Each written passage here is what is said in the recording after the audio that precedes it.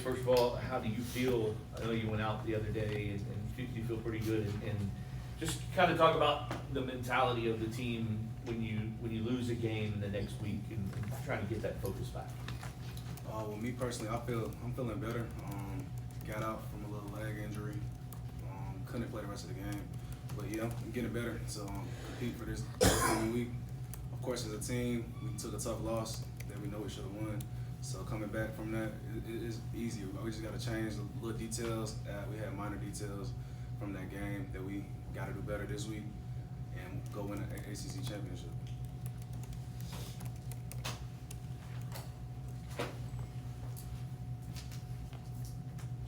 Monroe, what some of the things offensively that you guys, Coach Brown was talking about the fourth down and little things here or there. What is kind of your takeaway after the other day, and how do you clean up some of the little mistakes? Yeah, it was definitely the little details that we need to correct. We've been working on, we've been talking about. Communication is a big thing we've been working on. Just gotta do better, and it's a one-game season next week. We gotta get it corrected. We gotta do better this next week.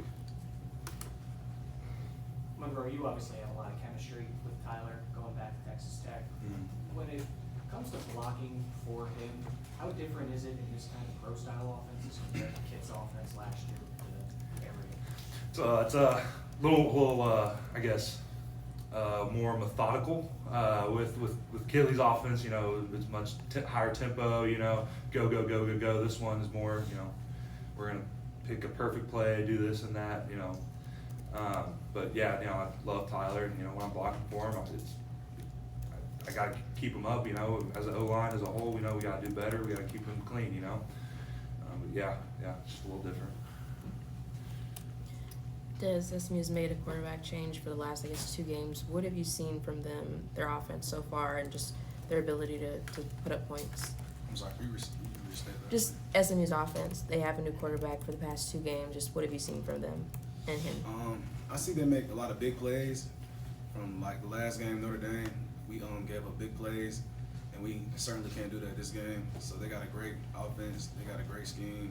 It's a great team that we're gonna face. But I definitely think with the details we finna change, that we got a chance to just go crazy.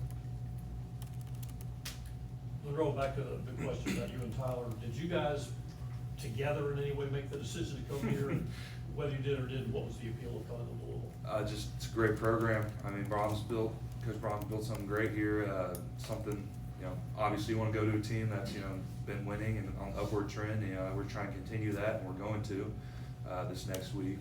We're going to make it to the championship. That's the goal, and that's why we came here. And obviously Tyler coming here didn't hurt. Me wanting to come here too.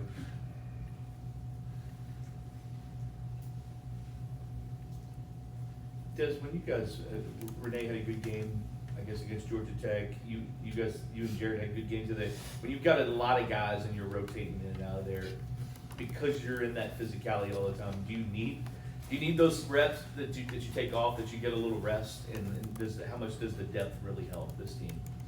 The depth actually helps this team a lot. As you see, I went out and it wasn't no relapse of people scoring or nothing. So that definitely played a big part. I feel like you need depth to win a championship and go farther in the season, because it's going to be more and more games and put on your body. It's going to be more and more stress put on your body. You definitely need that depth.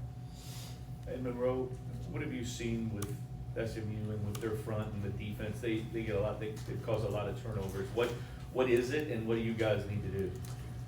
Again, back to the little details. We got to be better. We got to keep Tyler up. We can't let him feel like there's pressure breathing down his neck. Like I felt like last game, he had to get out of pocket too much, and we got to keep him secure in his pocket and not make him move around so much. Let him take his time. Let him make his reads. Things like that, I think, will help with any kind of turnover issue. But yeah, they're solid defense. I mean, they obviously, they've done some good things, but we just need to be better.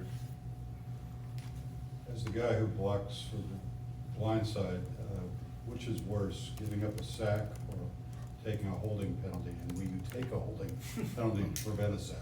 Well, you'd rather not do either, obviously. But I mean, gosh, that's like rock and a hard place there. Those are both pretty bad. You never want to give up a sack though, because that can lead to Tyler getting rocked a little bit. So I mean, but you'd rather not do either, I guess, is what all I can say about that.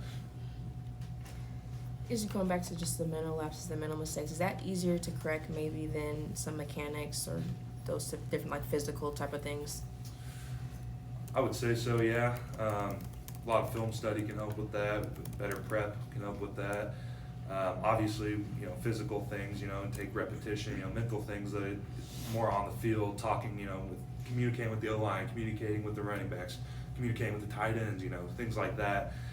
Just we need to clean that up, be better this next week. Monroe, how much can you anticipate now when you guys will go for it on a 4th down situation?